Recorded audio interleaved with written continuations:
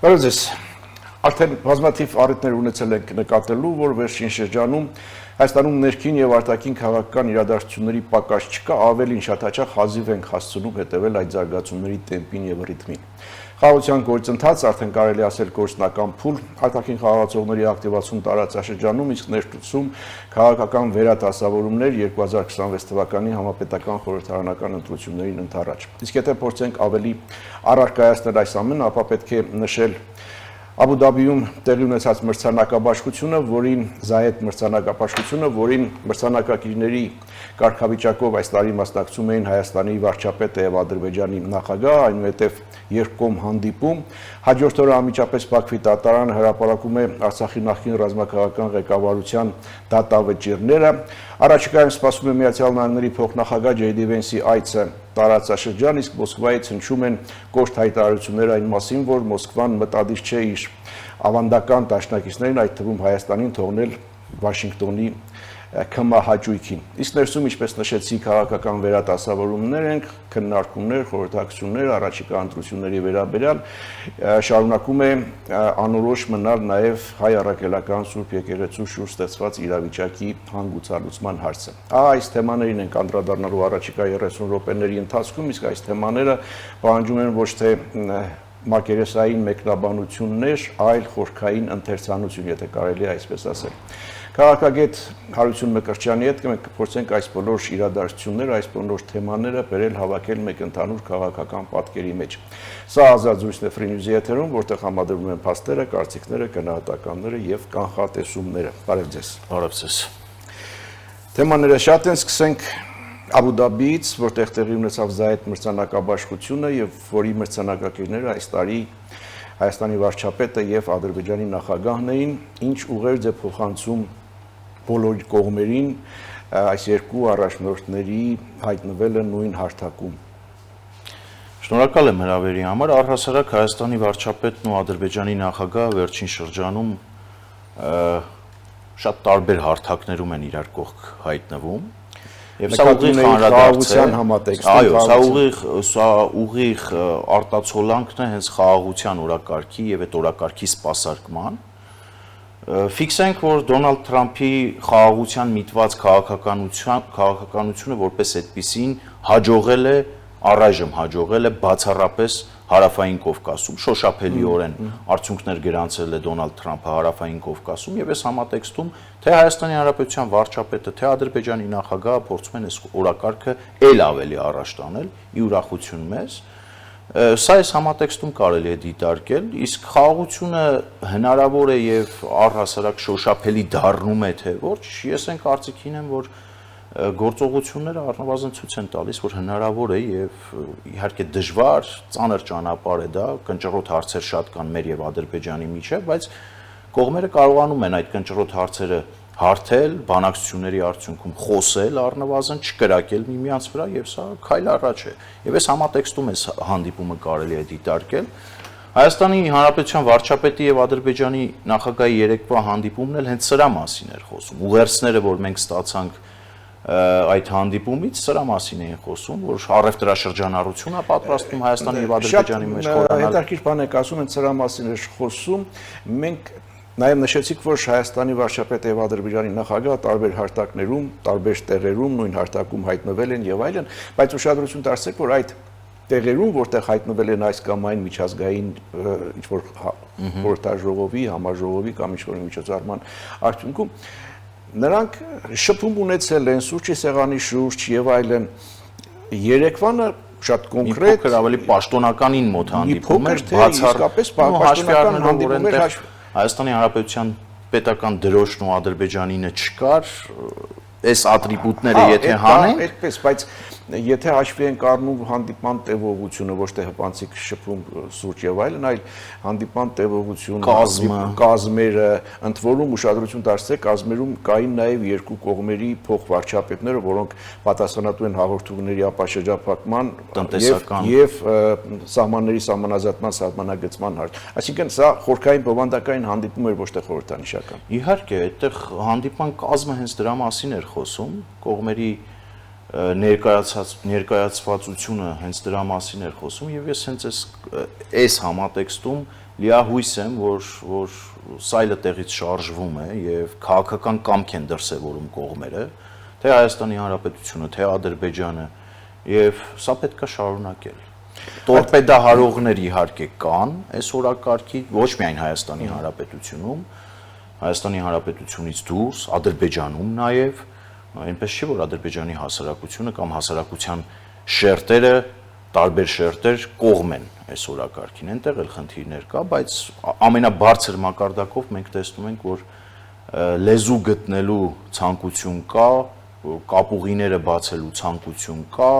խաղաղ համակեցության կանոններ հաստատելու ցանկություն կա, շոշափելի արդյունքներ կան, այդ թվում նաև առևտրաշրջանառության տեսքով կլինեն այդ արդյունքները, որովհետև կողմերը ընդգծեցին, որ ընդհանուր Հայաստանի Հանրապետությունը պատրաստվում է ապրանքների ցանկ հրապարակել, որոնք կարտահանվեն դեպի Ադրբեջան, եւ սա լավ լույսի տակ պետք է դիտարկել։ Այո, ասում եք լեզու գտնելու ցանկություն կա, առաջընթաց կա, այդ մասով խոսում ենք նաև հաղորդողիների մասին, որոնք արդեն կարծես թե սկսում են շնչել Ադրբեջանի տարածքով Հայաստանն ապրանքների տարանցում, հենց ադրբեջանական նավթամթերքի ներմուծում Ադրբեջանից Հայաստան եւ այլն եւ այլն։ Եվ այս համատեքստում այդ հանդիպման ժամանակ խոսք է գնացել նաև այն իրական օգուտների մասին, որ զգում են Հայաստանը եւ Ադրբեջանը, Հայաստանը եւ Ադրբեջանի ժողովուրդները, բայց հաջորդ օրը անմիջապես Բաքվի Տատարան հրապարակում է Արցախի նախկին ռազմաքաղաքական ղեկավարության դատավճիռները 2 հոգու 20 տարի այն էլ պայմանավորված օրենքով, որ 65 տարին դրացածներին մահապատիժ չի ասնում, մնացածներին պահապատիժ։ Սրանով ինչ ուղերձ է հղում Ադրբեջանը եւ ինչ հետևանքներ կունենա նման ուղերձը։ Ադրբեջանի նախագահը փորձում է Հայաստանի Հանրապետության ներսում քաղաքական օրակարգի վրա ազդեցություն ունենալ։ Այս վճռով Հայաստան իհարկե, հիմա մենք զրուցում ենք Հայաստանի Հանրապետության տարբեր անկյուններում վայ ընդդիմադիր շրջանակները փորձում են այս հարցը շահարկել ու կշահարկեն, վստահաբար դեռ երկար կշահարկեն նրանք։ Կշահարկեն զուգահեռաբար տորպեդահարելով խաղաղության օրակարգը, զուգահեռաբար Հայաստանի Հանրապետության ժողովրդի եւ իշխանության առաջ դնելով, որ այ տեսեք, թե որն է ձեր խաղաղությունը, ինչ խաղաղության մասին է խոսքը, երբ որ Ադրբեջանի բանտերում են այս պայն ռազմաքաղաքական ղեկավարները Լեռնային Ղարաբաղի, մենք այս ամեն ինչին պետք է փորձենք adekvat աչքերով նայել։ Մինչև adekvat աչքերով մի հարց, այսինքն ինչ է ստացվում, ձեր պատասխանից կարելի է բխեցնել, որ Ալիևը մի կողմից գնում է խաղաղության կամ ստիպված է գնում խաղաղության, մյուս կողմից նման քայլերով այդ կարգի ազդակներ է ուղարկում Հայաստանի ներքաղաքական դերակատարներին։ Ադրբեջանը գնում է խաղաղության, մի դեպքում եւ շատ քիչ տոկոսային չափաբաժնով իր ցանկությամբ եւ շատ ավելի շատ տոկոսային հարաբերակցությամբ, որովհետեւ ստիպված է գնալ խաղաղության, որովհետեւ խաղաղության օրակարգի մեջ ներքաշված է անձամբ Միացյալ Նահանգների նախագահ Դոնալդ Թրամփը, ունի տրված խոստումներ Միացյալ Նահանգներին եւ նրա նախագահին, բայց զուգահեռաբար Ադրբեջանը ինչու՞ չի պիտի օգտվի Հայաստանի Հանրապետության ներսում քաղաքական պրոցեսների վրա ազդեցություն ունենալու իր գործիքակազմից։ Հիմա Ադրբեջանի նախագահը փայլուն գիտակցում է, որ կարող է Հայաստանի Հանրապետության քաղաքական օրակարգի վրա ազդեցություն ունենալ իր այս որոշմամբ, միջազգային ատյաններում կարող է սա լեգիտիմ որոշում որպես վաճառել միջազգային գործընկերներին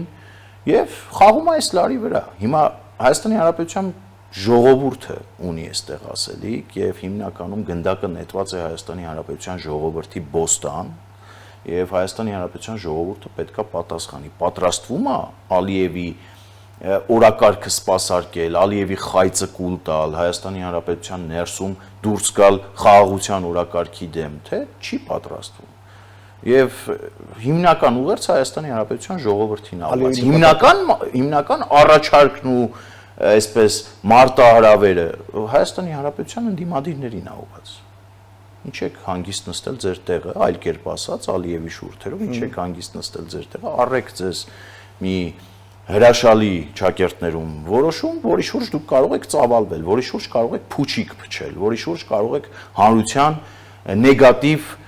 տրամադրություններ գեներացնել ընդդեմ խաղաղության օրակարգի, որը ձեռնտու է Ադրբեջանին հաշվի առնելով ուժերի հարաբերակցությունը Հայաստանի Հանրապետության եւ Ադրբեջանի, առհասարակ Ադրբեջանի նախագահային ձեռնտու է ոչ խաղաղություն, ոչ պատերազմ իրավիճակը եւ այդ համատեքստում ձեռնտու է Հայաստանի Հանրապետությունում 5-րդ Շարասյան իշխանության գալը։ Իսկ Հայաստանի իշխանությունը այսօր գործիքակազմ ունի այս իրավիճակը փոխելու։ Ոչ, Կոնկրետ ոչ։ Եթե կան միամիտներ Հայաստանի Հանրապետության ներսում, որ պատկերացնում են, որ Հայաստանի Հանրապետության իշխանությունը ունի գործիքակազմ ազդելու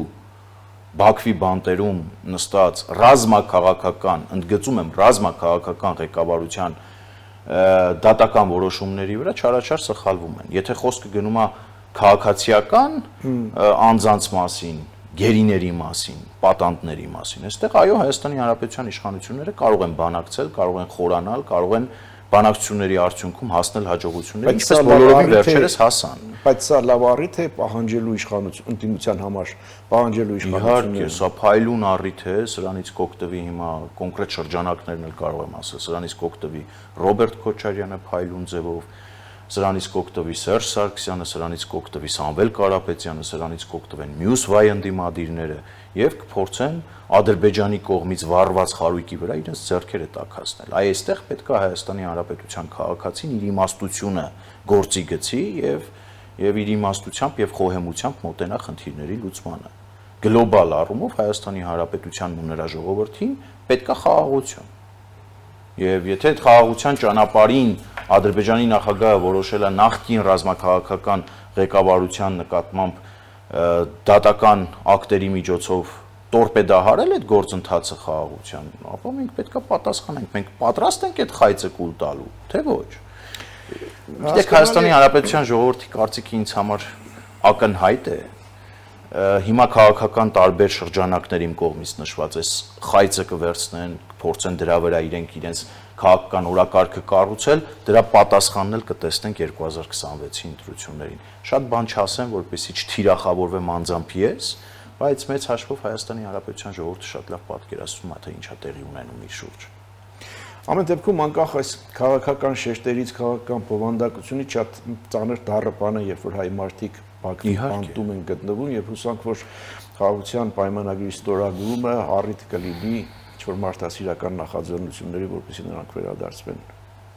Ես շատ քիչ եմ հավատում դրան, շատ քիչ եմ հավատում, գրեթե անիրատեսական եմ համարում, ինչ կուզեք հիմքում դրեք մարդասիրություն, բարեկամություն, խաղաղ համակեցություն, ինչ ուզում եք դրեք հիմքում, ես շատ քիչ եմ դրան հավատում եւ շատ քիչ հավանական եմ դա համարում, որովհետեւ Ադրբեջանն ունի իր պատճառները։ Շատ լավ, հիմա նորից վերադառնանք Աբու Դաբիի հանդիպմանը եւ սահուն անցնենք արդեն հայ-ամերիկյան օրակարգին, կարծում եք այնինչ տեղի ունեցավ Աբու Դաբիում, սա Վաշինգտոնյան գործընթացի տրամաբանության մեջ է կամ այդ շղթայի օղակ է կամ դրա մի իսկապես մասն է։ Փոքր դատարից հետո շարունակենք, վերադառնանք վայրկյաններ անց։ Հիշեցնեմ, սա Ազատ զրույցն է Free News-ի եթերում, ես զրուցում եմ քաղաքագետ Հարություն Մկրտչյանի հետ, պարոն Մկրտչյան, մենք ավարտում ենք Աբու Դաբիի թեման եւ անցնում արդեն հայ-ամերիկյան օրակարգին, հարցս այն է, թե արդյոք Աբու Դաբիում տեղի ունեցածը Վաշինգտոնյան գործընթացի պայմանականացեն Վաշինգտոնյան գործընթացի մի մասն էր այդ շղթայի։ Առհասարակ Հայաստանի Հանրապետության եւ Ադրբեջանի գործողությունները միտված խաղաղությանը շարունակությունն են Վաշինգտոնյան պայմանավորվածությունների, որովհետեւ թե Հայաստանի Հանրապետությունը, թե Ադրբեջանը, Հայաստանի Հանրապետությունը ավելի շատ սիրով, Ադրբեջանը մի փոքր դժկամությամբ, առանձին հարցեր առաջ քաշելով դրա շարունակությունն է գրեթե բոլոր հարթակներում, թե Հայաստանի Հանրապետության ղեկավարությունը, թե Ադրբեջանի ղեկավարությունը փորձում են ապացուցել Դոնալդ Թրամփին, որ իրենք խաղաղության օրակարգի կողմնակիցն են եւ այստեղ նյարդերի պատերազմը ավելի շատ, նյարդերի կռիվ է, թե ում նյարդերը ավելի շուտ տեղի կտա եւ կողմերից որը ավելի շուտ կսկսի տորպեդահարել խաղաղության օրակարգին։ Հայաստանի Հանրապետությունն այդպիսի պատճառ չունի։ Իհարկե տրվել է պատճառ, Ադրբեջանի բանտերում նստած ռազմաքաղաքական ղեկավարության դեմ կայացված որոշումը պատճառ է, միգուցե, ոմանք գուցե այդպես են կարծում, որ դա պատճառ է, բայց Հայաստանի Հանրապետությունը չպիտի տրվի սադրանքների եւ շարունակի խաղաղության օրակարգի սպասարկումը, որովհետեւ հակառակ պարագայում Միացյալ Նահանգների նախագահը առնվազն ժեստիկուլյացիայով կարող է հասկացնել Ադրբեջանի նախագահին, թե ինչ կարելի է անել, օրինակ Դոնալդ Թրամփը սիրում է աչքով տալ, սիրում է թևանցուկ ինչ-որ բան հասկացնել։ Հիմա մենք ուզում ենք այդ ճանապարհով գնալ։ Արդյոք Ադրբեջանի նախագահի խաղադրույքը հենց սրա վրա չի։ Ես կարծում եմ հիմնական խաղադրույքը սրա վրա է եւ Հայաստանի Հանրապետությունը անընդհատ պետք է հանգիստ առանց լարվածության շարունակի խաղաղության օրակարգի սպասարկումը, շարունակի տնտեսական կապուղիների բացման օրակարգը, շարունակի Ռուսաստանի Դաշնության նկատմամբ ճնշումը, որովհետեւ Հայաստանի Հանրապետության վարչապետը վերջերս մի քանի անգամ ճեպազրույցների ընթացքում հարավկովկասյան երկաթուղիների մասով հնչած հարցին պատասխանելիս խնդրանքով է դեռևս դիմում Ռուսաստանի Դաշնությանը, իսկ ես կարծում եմ Ռուսաստանի Դաշնությանը խնդրելու ժամանակը սպառվել է առավել եւս հարավկովկասյան երկաթուղիների մասով։ Ռուսաստանին դեռ կգանք։ Ամբողջական թեմա կա Ռուսաստանից հնչած հայտարարություններին, պիտի անդրադառնանք նաև ազգային ժողովի նախագահ Ռուսաստանի արտգործնախարարի հետ հանդիպում ունեցել այսօր, բայց տեսեք, երբ որ խոսում ենք հայ-ադրբեջանական խաղաղության գործընթացի մասին, անպայման դիտում ենք Վաշինգտոնի ծիրի մեջ Վաշինգտոնյան գործընթաց, բայց այստեղ հետաքրքիր է նաև Աբու Դաբիի դերակատարությունը։ Եթե հիշողությունս չի դավաճանում, նախորդ անգամ Աբու Դաբիում տեղի ունեցավ Հայաստան-Ադրբեջանի հետ հանդիպումը առաջնորդների եւ դրանից հետո արդեն եկավ Վաշինգտոնի օգոստոսի 8-ը։ Հիմա նորից Աբու Դաբի եւ առաջիկայում գալու է Միացյալ Նահանգների փոխնախագահ Հայաստան։ Այստեղ հետաքրքիր կապ է, որի շեշտերը հետաքրքիր են, բայց երևի ժամանակ չենք ունենա մենք դա շոշափել, անմիջապես անցնենք Միացյալ Նահանգների փոխնախագահի այցին։ Սա ինչ է նշանակում արդեն Միացյալ Նահանգների ներգրավվածության եւ մասնակցության գործնական փուլի մեկնարկ։ Միանշանակ եւ Հայաստանի Հանրապետության իշխանությունները ելի պետք է օգտվեն։ Նախ ֆիքսենք, որ առհասարակ ձեռք բերված պայմանավորվածությունները եւ ձեռք բերված ստացված այլևս հաջողություններն ու օգուտները պայմանավորված են անձնական հարաբերություններով։ Հայաստանի Հանրապետության վարչապետի եւ Միացյալ Նահանգների նախագահի առանձնահատուկ Դոնալդ Թրամփի անձնական ներգրավվածությամբ պայմանավորված շատ փխրուն պայմանավորվածություններ են եւ J.D. Vance-ի այցի համատեքստում Հայաստանի Հանրապետությունը պետք է ամեն ինչ անի, որպեսզի Միացյալ Նահանգների հետ ձեռք բերված պայմանավորվածությունները ինստիտուցիոնալիզացվեն եւ Հայաստան-Միացյալ Նահանգներ պայմանավորվածությունների վերածվեն հնարավորինս, որովհետեւ Դոնալդ Թրամփը հավերժ չէ եւ Ամերիկայի Միացյալ Նահանգներում կոնգրեսի ընտրություններ են շատ մոտ ապագայում եւ հնարավոր է Թրամփի դիրքերը թուլանա եւ Ադրբեջանի նախագահը եւ Ադրբեջանն էլ սա շատ լավ հասկանում է։ Ուստի ամեն ինչ պետք է անել, որպեսզի Միացյալ Նահանգների եւ Հայաստանի Հանրապետության պետական շահերը հնարավորինս համադրել։ Շոշափելի արդյունքներ միանշանակ կլինեն, Վենսը հենց այնպես չի այցելում, արդեն իսկ կա մամուլում արտահոսք, թե ինչի շուրջ է լինելու քննարկումներն ու բանակցությունները, Թրամփի ուղու գործարկման մասին խոսակցություն պետք է գնա, միջուկային ներդրումների մասին խոսակցություն պետք է գնա եւ այս համատեքստում մեր հայ-թուրքական սահմանի բացման մասին խոսակցություն պետք է գնա ու այս համատեքստում Հայաստանի Հանրապետության իշխանությունները պետք է ամեն ինչ անեն, կրկնում եմ, որ ինստիտուցիոնալիզացնեն այդ հարաբերությունները եւ հնարավորինս Հայաստանի Հանրապետություն եւ Միացյալ Նահանգներ իբրև պետություն ձեռք բերված պայմանավորվածություններ սահմանագրեն։ Բայց իհարկե ամենայն հարգանքով եւ շատ շնորհակալություն Դոնալդ Թրամփին իր այս քաղաքականության համար, բայց անձնական հարաբերությունների վրա եւ անձով պայմանավորված ձեռք բերված պայմանավորվածությունները շատ փխրուն են միևնույն ժամանակ։ Ամեն դեպքում ձեր ասած այդ ինստիտուցիոնալիզացումը հազիվ արտասանեցի բառ իրական։ Հա, արդեն չի նշмарվում, չի ուրվագծվում դրա սկիզբը, նկատի ունեմ նորություն այն մասին, որ արդեն Հայաստանում է գտնվում Միացյալ Նահանգներից աշխատանքային խումբ, որը զբաղվում է հետազոտական աշխատանքներով թրիպի այդ ամբողջ ճանապարհի հատվածում։ Ես բնավ չասացի, որ չի արվում, ես ասում եմ, որ ավելի պիտի խորացվի, որպեսզի հնարավորինս անխոցելի լինի այդ ձեռք բերված պայմանավորվածությունները,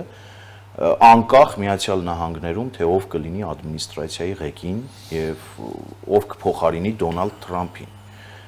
Ակնհայտ է, այն ինչ որ մենք այս պահին ունենք, դա Դոնալդ Թրամփի անձնական ներգրավվածության արդյունք է։ Մենք խոսում ենք թրիպի մասին, որպես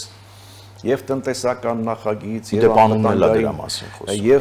անվտանգային երաշխավոր եւ այլն, բայց Հայաստանում, ասենք, երկրորդ նախագահը համարում է դա ամենամեծ սպառնալիքներից մեկը Հայաստանի անվտանգությանը։ լուրջ, հիմա ես պետք է երկրորդ նախագահի ցնդաբանությունները մեկնաբանեմ։ Չվիրավորենք, ցնդաբանություն չի, ինչ է, երկրորդ նախագահը թող բարի լինի պատասխանի։ Իդեպ Թրիփին անդրադառնալով երկրորդ նախագահ կոչվածը Ռոբերտ Քոչարյանը Իրանի շահերի մասին էր ավելի շատ խոսում եւ հայ-իրանական սահմանի մասին էր խոսում։ Մի մարդ, ով Սադարակի պալատքի տակ Իլհամի հայրիկ Հեյդարի հետ բանակցել է Մեղրին եւ Իրանի Իսլամական Հանրապետության հետ սահմանը Ադրբեջանին հանձնելու կամ փոխանակելու օրակարգի շուրջ։ Ցնդաբանություն չի, ինչ է սա։ Ռոբերտ Քոչարյանը թող պատասխանի, թե ինչ էր բանակցում Սադարակի պալատքի տակ եւ ինչու էր Հայաստանի Հանրապետության ինքնիշխան տարածք Մեղրին Իրանի Իսլամական Հանրապետության հետ սահմանը պատրաստվում փոխանակել Ադրբեջանի Լաչինի շրջանի հետ։ Ինքը թող սա պատասխանի, թե չէ, կամ թող պատասխանի, խոսում է չափաբաժնից Թրիփի մեջ Հայաստանի Հանրապետության, խոսում է ինքնիշխանությունից, թող պատասխանի այդ ինքնիշխանությունը, այդ չափաբաժինը, ինքը իրավահաջորդ Սերժ Սարգսյանը չէին գիտակցում ժամանակին, երբ որ ինքը գույք պարտքի դիմաց էր ստորագրում։ Սերժի իշխանության ժամանակ նրա հանրապետական կառավարման տարիներին Հայաստանի Հանրապետության վերջին 20-30% այլևս չեմ էլ հիշում, վերջին հայ-ռուս գազարտում մասնաբաժինն էին զիջում Ռուսաստանին։ Այդ սաղ թողած հիմա անցել են Թրիփին, տոկոսային չափաբաժինն են գնահատում, շատ է, քիչ է, ինքնիշխանությունը պաշտպանված է, պաշտպանված չի։ Այդ համաձայնագիրը պետքա բացել ու կարդալ առնվազն։ Համաձայնագրի մեջ առնվազն մի 10 տեղ ընդգծվում է Հայաստանի Հանրապետության ինքնիշխանությունը, տարածքային ամբողջականությունը, սուվերենությունը, եւ ի վերջո դա ներդրումային ծրագրի մասին համաձայնագիր է։ Միլիարդավոր դոլարների ներդրումային ծրագրի մասին համաձայնությունն է, որտեղ Հայաստանի Հանրապետությունն ունի 26% շապաբաժին։ Պլյուս Հայաստանի Հանրապետությունը որպես պետություն նաև մաքսային եւ հարկային քաղաքականություն պետք է իրականացնի եւ հարկեր գեներացվի Հայաստանի Հանրապետության պետական բյուջե։ Ինչ է սա, խնդիր է թե ոչ։ Իրենց համար խնդիր է։ Մեր համար, իմ համար որպես Հայաստանի Հանրապետության քաղաքացի, խնդիր չի։ Ռուսաստանի համար իհարկե խնդիր է։ Ռուսաստանի կողմից հնչող հայտարարությունները մասնավորապես արտգործնախարարի այն մասին, թե Ռուսաստանը չի թողնի իր ավանդական դաշնակիցներին, այդ թվում Հայաստանին, Միացյալ Նահանգների քմահաճույքին։ Դե բա իհարկե Ռուսաստանը Հայաստանի Հանրապետությանը կարող է թողնել Բաքվի քմահաճույքին, Ռուսաստանը Հայաստանի Հանրապետությանը կարող է թողնել Թուրքիայի քմահաճույքին, Ռուսաստանի քմահաճույքին, որը տեսել ենք ինչպես է արտացոլվել մեր վրա, մեր մաշկի վրա մենք զգացել ենք, չէ՞ դա։ Իհարկե Ռուսաստանի Դաշնությունը չի թողնի։ Իհարկե Ռուսաստանի Դաշնությունը Թրիփին պետք է հակադրի նոյեմբերի 9-ի 9-րդ կետը։ Ռուսաստանի Դաշնությունից ավելին սպասել պետք չի։ Եվ այս համատեքստում է, որ ես խնդիր եմ տեսնում, որ Հայաստանի Հանրապետության վարչապետը իհարկե պետքա պահել այդ բալանսը, դեռևս խնդրում է Ռուսաստանի Դաշնությանը հարավկովկասյան երկաթուղիների ներդրումներ կատարելու մասով։ Հարավկովկասյան երկաթուղիների հետ պետք է վարվել այնպես, ճիշտ այնպես, ինչպես վարվեց Հայաստանի Հանրապետության կառավարությունը հեծի հետ։ Հարավկովկասյան երկաթուղիները սննկացման եզրին կանգնած կորպորացիա է, որ արդեն իր անշարժ գույքերն է հանել վաճառքի։ Հարավկովկասյան երկաթուղիներ կորպորացիան առհասարակ Հայաստանի Հանրապետության առաջ ունի պայմանագրային պարտավորվածություններ ստանձնած, որոնք խախտվել են վաղուց եւ բոլոր հիմքերը կա Հարավկովկասյան երկաթուղիներին ուղղակի քշելու, առնվազն Թրիփից հեռու վանելու, ոչ թե հրավիրելու։ Համենայնդեպս այս Թրիփ հայ-ամերիկյան օրակարգ եւ այս գործընթացներ Մոսկվայում անհանգստությամբ են ընդունում, մեղմ ասած անհանգստությամբ, եւ այս միջոցին Մոսկվայում տեղի ունենում Հայաստանի ազգային ժողովի նախագահի եւ արտգործնախարարի, Ռուսաստանի արտգործնախարարի հանդիպումը։ Որոշ տեղեկություններ արդեն կան, ինչ կարելի է կարդալ այդ տողերի տողատակում, ինչ ուղերձներ է փոխանցում Մոսկվան Հայաստանին։ Մոսկվան Հայաստանին իր ուղերձները անկախ նրանից եւ ընտրական գործընթացների մասին։ Մոսկվան անկախ նրանից, թե օրինակ Լավրովը Ալեն Սիմոնյանի դեմքին ինչքան լայն ժպիտով կդիմավորի Ալեն Սիմոնյանին կամ հակառակը, Մոսկվան պատրաստվում է Հայաստանի Հանրապետությունում ընտրական process-ների վրա ազդեցություն ունենալ։ Սա ես չեմ ասում։ Սա օրվա իշխանություններն են ասում, սա Ալեն Սիմոնյանն է մի քանի անգամ շեշտել, որ Հայաստանի Հանրապետության դեմ հիբրիդային պատերազմ է տարվում եւ դա տարվում է Ռուսաստանի կողմից եւ որքան մոտենանք 2026 թվականի ընտրություններին, անկախ պաշտոնական հռետորաբանությունը ինչպիսին է Մոսկվայից։ Դրան զուգորդվող մենք տեսնում ենք Սալավյովի հռետորաբանությունը, տեսնում ենք այն Դուգինի հայտարարությունները, սա ինչի մասին է, որ Ռուսաստանի Դաշնությունը չի հաշտվում, որ Հայաստանի Հանրապետությունը այլևս քոչարյանասերժական պրոտեկտորատը չի իր համար։ Սրա հետ Ռուսաստանի Դաշնությունը չի հաշտվում։ Որքան մեծ կլինի Մոսկվայի ջանքերը փոխել իրավիճակը։ Առավելագույնս Ռուսաստանի Դաշնությունն ամեն ինչ անելու է Հայաստանի Հանրապետությունում ժողովրդավարական գործիքակազմից օգտվելով իշխանության բերելու իր խամաճիկ գործիչներին, այդպիսիք կան, այդպիսիք գործուղվել են, այդպիսիք հիմա լայն թափ են հավաքում, դեպի իշխանությունների առանձին իշխանական ներկայացուցիչների գործ ու ջանքերի արդյունքում են իրենք թափ հավաքում, այստեղ էլ է իմ համար նոնսենս, ոնց կարելի է, էլի, այս երկրում տարբեր Ինչպես է դրսևորվում այդ ջանքերը։ Ուղիղ ասեմ, շատ կոնկրետ ասեմ, Հայաստանի Հանրապետությունում քաղաքական տեսակետ ու դիրքորոշում միայն Սամվել Կարապետյանի Եգյանը չի, որ արտահայտում է։ Նարեկ Կարապետյանը չի, որ արտահայտում է։ Եվ Հայաստանի Հանրապետությունում միայն Նարեկ Կարապետյանին չի, որ պետք է հակադարձել։ Իսկ օրվա իշխանությունները ջանասիրաբար ամենօրյա ռեժիմով արձագանքում են։ Հասկացա, երևի հաշվի առնվում, որ այնտեղ ռեսուրսներ կան կուտակված։ Ինչ ռեսուրսներ։ Կեղտոտ, ֆինանսական, մարդկային կներեք ֆինանսական ռեսուրսները ինչ կապ ունեն քաղաքականության հետ։ Մենք ոնց որ այլ բանի մասին ենք խոսում։ Հայաստանի Հանրապետությունում կարծես թե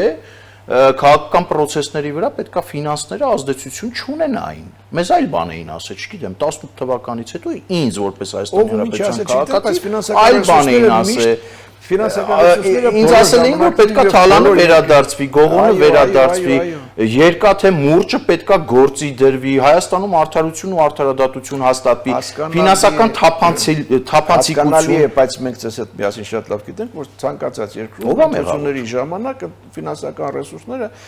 ով է մեղավոր, որ այդ կեղտոտ փողը թևածում է Հայաստանի Հանրապետության երկնքում։ Ով է մեղավոր։ Հիմա ինչ է կատարվում։ Ես դուք թե ով։ Լավ, ընտիմադիստ դաշտում հիմա ինչ է կատարվում, ինչ առանցքներ են ձևավորվում, ձեր թվարկած եւ չթվարկած ուժերի։ Հայաստանի Հանրապետության իշխանությունների դիրքերը ընտրություններից առաջ շատ ամուր են։ Եվ ես այս առիթով բնավ չեմ տխրում հանուն արդարության, որովհետև այդ փոխարինող ուժը առայժմ գոնե թե ես չեմ տեսնում։ Կա իշխանություն, որը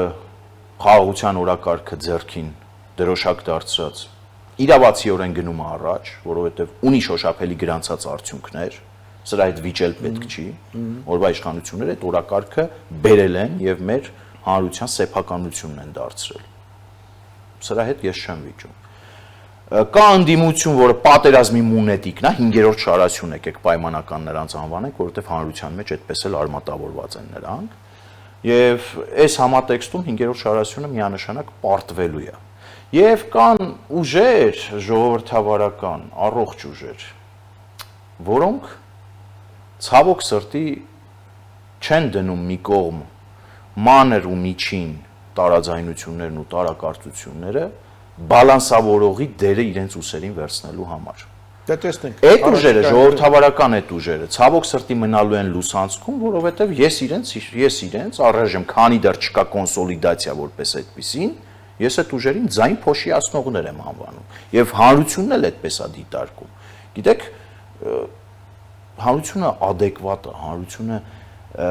Հայաստանի Հանրապետության քաղաքացիները առանձին վերցրած ցավոք սրտի 30 տարվա այդ դեգրադացված քաղաքականության արդյունքում գուցե իրենք էլ են դեգրադացվել, առանձին վերցրած, բայց հավաքական առումով մեր ժողովուրդը հիշողություն ունի եւ իմաստություն։ Եվ այդ իմաստությունը իրենց առաջնորդում է։ Ու այն ուժերը, որ այսօր ներկայանում են ու ամեն մեկը իր կոստյումի մեջ, իրեն պատկերացնում է Հայաստանի Հանրապետության հաջորդ վարչապետ, ամեն մեկը իր կուսակցական միջին եւ ստորին էշալոնի այսպես նկարտումները կուլա տալիս եւ այդ նկարտումներին տուրք տալով գնում է հերթական անգամ տապալման կամ բաց ճակատով պատին հարվածելու, սա իրենց խնդիրն է։ Ես ամենայն դեպս, օգտվելով առիթից եւ ձեր թույլտվությամբ, ուզում եմ կրկին անգամ դիմել Հայաստանի Հանրապետության քաղաքական դաշտում գործող առողջ ժողովրդավարական, պրոեվրոպական, պրոարևմտյան ուժերին, որպեսզի խելքները գլուխները հավաքեն եւ նստեն կլոր սեղանի շուրջ եւ կարողանան իրական հակակշիռ լինել թե 5-րդ Շարասյանը, թե նաեւ իշխանությանը, որովհետեւ հակառակ պարագայում մենք ունենալու ենք այն խորհրդարանը, որը ունեցել ենք փոքրիկ, շատ փոքրիկ, այսպես տարբերությամբ հիմա նոր շրջանակա փչվում, այդ փչված շրջանակը կհայտնվի խորհրդարան, Քոչարյանը մի ինչ-որ զանգված կտանի խորհրդարան, Սերժ Սարգսյան, Վանեցյան այդ շրջանակը էլի մի փոքր շրջանակ կտանի խորհրդարան ու Հայաստանի Հանրապետությունը եւ Հայաստանի Հանրապետության ժողովուրդը սրանից ոչինչ չի շահի։ Խորհրդարանում պետքա արբիտր, պետքա մի հատ այնպիսի ուժ, որը երկուսին էլ կնստեցնի տեղը եւ որվա իշխանությունների հետ ոչ թե կհարաբերվի ինքնանպատակ հայոյելու սկզբունքով, այլ Հայաստանի Հանրապետության պետական շահը իր առաջ դնելով, տեսեք, թրիպի մասին մենք խոսում ենք, ասում ենք Հայաստանի Հանրապետության ներսում կան շրջանակներ, որ թրիպը քննադատում են։ Լավ էլի, այդ շրջանակները պետքա պատասխանեն, ի վերջո սիրում են այս երկիրը, սիրում են այս ժողովրդին, թե ոչ, մտածում են այս երկրի մասին։ Եվ ռետորական ավարտեմ, հա, էլի կոչս ուղղելով ժողովրդավարական առողջ ուժերին։ Լուսահոգի սպարապետ Վազգեն Սարգսյանն ասում էր մտածեք այս երկրի մասին։ Ու մի վերջին անգամ, որովհետև ժամանակ կա դեռ, ես հորդորում եմ իրենց մտածել այս երկրի մասին, հակառակ պարագայում ես ինքս էլ իբրև Հայաստանի Հանրապետության քաղաքացի, հուսով եմ կտակ այդ հնարավորությունը նաև ձեր տաղավարից, ուժերին իմ առաջ դնելով փորձելու եմ ընտրել չարյաց փոքրագույնը եւ այդ համատեքստում բնավ Հայաստանի Հանրապետության քաղաքացիներին իմ փոքրիկ դիտանկյունից չեմ հորդորելու, որպեսզի գնան եւ ձայն տայն այս կամ այն առողջ ուժին։ Իրականում կան այդ ուժերը։ Իրականում այդ ուժերը նորից եմ կրկնում, ամեն մեկը իր կոստյումի մեջ իրեն պատկերացնում է Հայաստանի Հանրապետության հաջորդ վարչապետ, բայց տիկնայք եւ պարոնայք դադարեցրեք այդ կեղծ օրակարգը, որ դուք ձեր առաջ դրել եք, դուք ինքներդ լավ հայլու մեջ նայեք եւ ինքներդ ձեզ գոնե մի խափեք, ինքներդ ձեր շրջապատին գոնե մի խափեք։ Ուժերի հարաբերակցությունը հաշվի առնելով դուք չեք կարող լինել վարչապետ, ուղղակի չեք կարող։ Կարող եք հայտնվել խորհրդարանում, եթե խոհեմություն դրսևորեք եւ կլոր սեղանի շուրջ մի այդպիսի այլընտրանքային միավոր եւ այլընտրանքային ուժ ստեղծեք ու ներկայանաք հանրությանը։ Հակառակ պարագայում Հայաստանի Հանրապետության քաղաքացիների հիշողությունը շատ խորն է եւ Հայաստանի Հանրապետության քաղաքացիների հիշողությունը սկսվում է 1999 թվականի հոկտեմբերի 27-ով ավարտվում է մինչև մեր օրեր ու այդ ընթացքում միջանկյալ հատվածում տեղի ունեցած բոլոր գործողությունները սկսած 2018-ով հետ 18-յան իրավիճակներ Հայաստանի Հանրապետության ժողովրդի հիշողությունը իրեն առաջնորդում է, իմաստությունն իրեն առաջնորդում է եւ կրկին անգամ ստիպված Հայաստանի Հանրապետության քաղաքացին գնում եւ ձայնա տալիս չարյաց փոքրագույնին։ Չարյաց փոքրագույնն էլ այստեղ մի փոքր բան է ասված, բայց ամեն դեպքում տալիս է օրվա իշխանություններին։ Շնորհակալ եմ զրույցի համար, հետևենք իրադարձությունների զարգացումներին։ Հայաստանն այսօր կանգնած է ընտրությունների առաջ, ներսում եւ դրսում։ Ներսում առաջիկա խորհրդարանական համապետական ընտրությունները, դրսում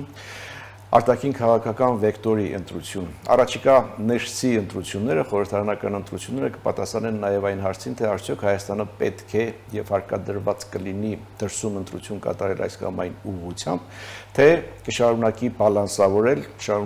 կշարունակի վարել բալանսավորման եւ բալանսավորված քաղաքականությունը, կառուցելով անվտանգության եւ խաղաղության իր ճարտարապետությունը։